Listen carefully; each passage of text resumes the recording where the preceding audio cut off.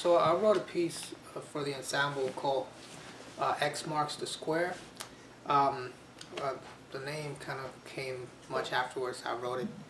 The whole piece was initially based on this grid, sort of like a numerical grid, a series of numbers that I was working on, just trying to get different combinations and different, I guess, combinations that eventually evolved into rhythms and harmony and melodies and stuff like that. And you know, the combinations of numbers that I was working on ended up like kind of putting an X on top of the grid, so that has the title X Marks the Square.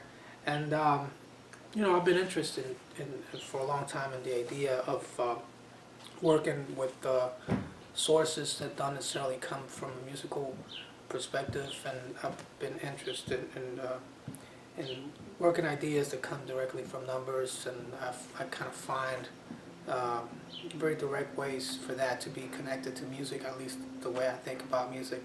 So you know, I was working on different things, and it just seemed this idea seemed like it would be just a nice thing to bring in into this opportunity. You know, I mean, it took me a little while to put it together. I was kind of working with small sort of ideas and motifs and stuff like that, and then eventually ended up putting it together. You know, the idea behind the piece, aside from where it came from, was really to try to create layers of groove, you know, different layers of groove, and then sort of put melodies on top of that, especially in the mid section when the solo section happens. You know, it's kind of like the same harmonic sequence, sort of like modulating.